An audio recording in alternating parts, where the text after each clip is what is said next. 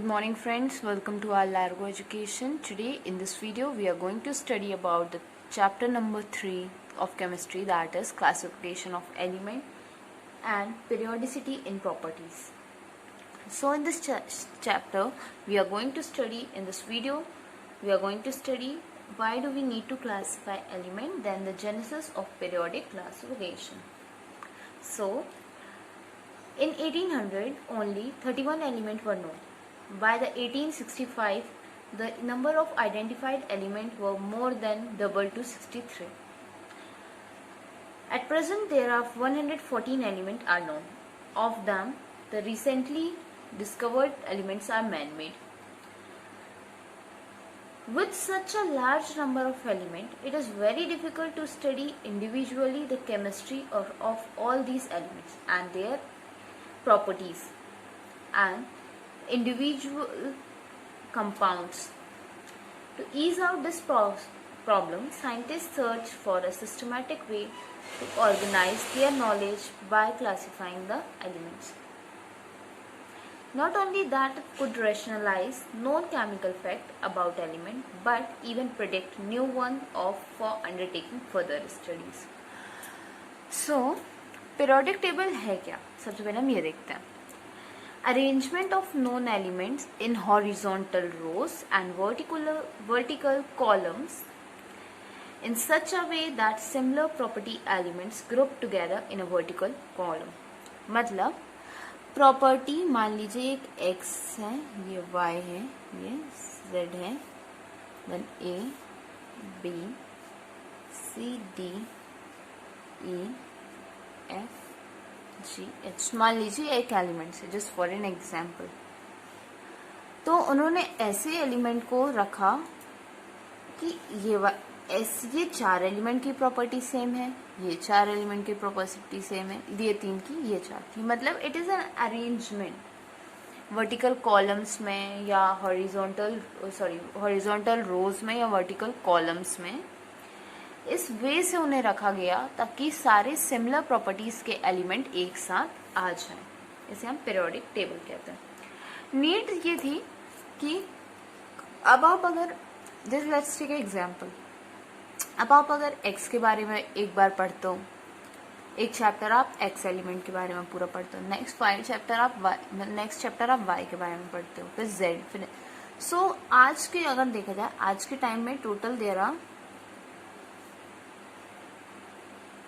Element अगर बोले जाएं तो 114 है. तो मतलब 114 एलिमेंट्स के बारे में आप पढ़ेंगे तो 114 का मान लीजिए 114 चैप्टर्स है ना. तो मतलब हर पर्टिकुलर एलिमेंट के बारे में पढ़ना इट क्वाइट डिफिकल्ट, बहुत मुश्किल है कि आप पर्टिकुलर एक एलिमेंट के बारे में पढ़ो कि बस नाइट्रोजन के बारे में पढ़ो, फिर नेक्स्ट चैप्टर आप ऑक्सीजन के बारे में पढ़ो, फिर फ्लोरीन, मतलब ऐसे ऐसे एक एलिमेंट के बारे में पढ़ना बहुत मुश्किल है. इसलिए इट इज़ एन अरेंजमेंट जिसमें सारे जो मेटल है, नॉन मेटल है, जो भी एलिमेंट है, अगर उनकी प्रॉपर्टीज सेम है तो उनको एक साथ रख दिया गया है ताकि उन सारे एलिमेंट को एक साथ पढ़ लिया जाए. या हम ये कहते हैं कि इस ग्रुप में कि ये प्रॉपर्टीज होती हैं और इस ग्रुप के अंदर ये एलिमेंट्स आते हैं. That's the basic need. मतलब टू ईज आउट, एक को ना पढ़ना पड़े, हम एक सिस्टमैटिक वेज में सबको पढ़ सकें, वो भी बहुत ईजिली पढ़ सकें, इसलिए पीरियोडिक टेबल को बनाया गया. So let's start with the development of periodic tables. सबसे पहले आए जो भी John Dobereiner. Firstly the name was, जो सबसे पहले आए उनका नाम था German chemist John Dobereiner. John Dobereiner.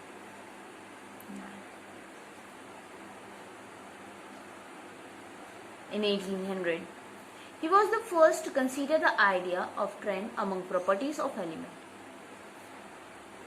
By 1829, he noted a similarity among the physical and chemical properties of several groups.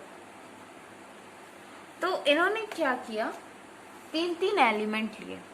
Let's take, इन्होंने कौन कौन से एलिमेंट लिए, लिथियम, सोडियम, पोटेशियम एलिमेंट्स, फिर उनके atomic weight,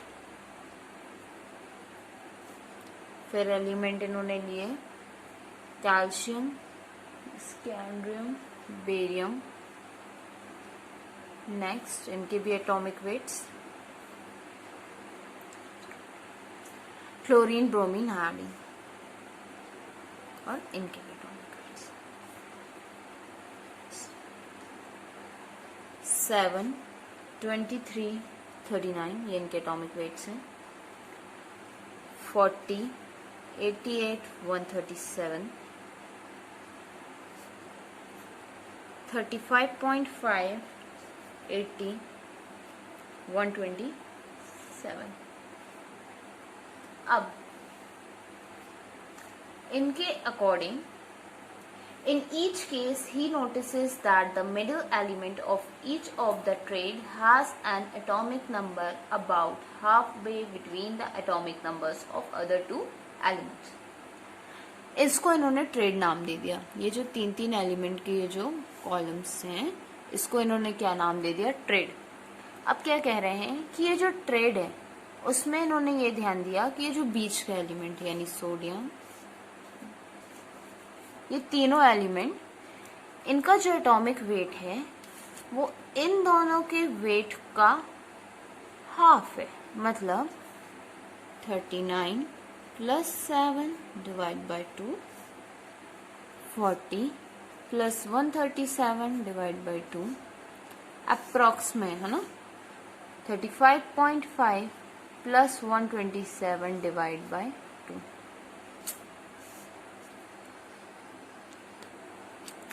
So 39 plus 7 by 2, 23, 23. 40 plus 137 by 2, 88.5, 88. 35 plus 5, 35.5 plus 127 by 2 is 81.5, जिसको हमने approx में इन्होंने दिया था, एटॉमिक वेट होता है 80। तो इन्होंने ये सब नोटिस किया। But since the Drobnian relationship refers to the law of trade, seems to work only for a few elements. Drawback ये था कि ये कुछ ही एलिमेंट्स पे ही बस वर्क करता था। So next in the series come the Newland law of octave. Second, Newland laws of octave. इसका जो बेस देखा जाए ना अगर इस लॉ का, तो increasing order of atomic masses है इसका नॉर्मल सा वो। नेक्स्ट इन दोनों के बीच में एक और आए थे। He was a French geologist AEB D in 1862. He arranged the known element in order of increasing atomic mass and made a cylindrical table of element to display the periodic reoccurrence of property. But ये इनका उतना ज़्यादा it does not gain that much of attraction, इसलिए इसमें हमारे पढ़ने में नहीं है, बट मैंने एक जनरल इन्फॉर्मेशन के लिए आपको बता दिया। Next we will move towards the Newland laws of octave या Alexander law of octave. So he arranged the element in increasing order of their atomic weight and noticed that every eighth element has properties similar to the first element. तो इसने क्या किया कि सारे element को उनके atomic mass के increasing order में जमा दिया, जैसे lithium, beryllium, boron, carbon, nitrogen, oxygen, fluorine. तब नोबल गैस नहीं थी। Next sodium, magnesium, aluminium, silicon, phosphorus, sulphur, chlorine, potassium and calcium, इसको इन्होंने जमाया। Properties of first and eighth element are almost similar.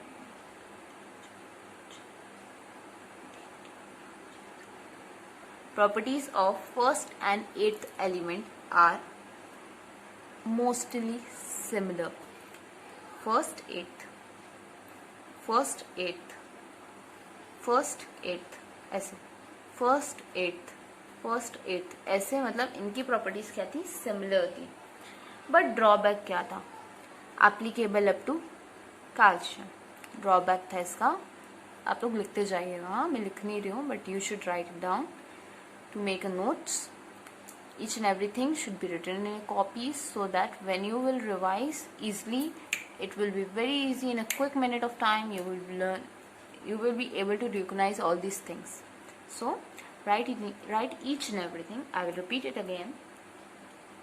He arranged the element in the order of increasing atomic weights and notices that every eighth element possesses the similar properties of first element. हर आठवां element की property first element के similar होगी.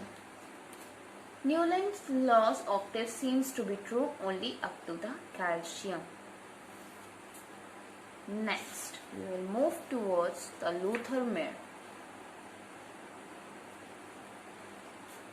Luther-Meyer plotted the physical properties such as atomic volume, melting point and boiling point against atomic weight and obtained a periodic repeated pattern. इन्होंने भी क्या किया, इन्होंने एक ग्राफ बनाकर बताया जिसमें इन्होंने volume, melting point, boiling point को लिया और अगेंस्ट में उसके ले लिया एटॉमिक वेट को. तब उन्होंने एक रिपीटेड ट्रेंड को देखा. So in the next video we are going to study about the Mendeleev periodic table and then we will study with the modern periodic table. Thank you for watching this video. If you like it, please like and share this video.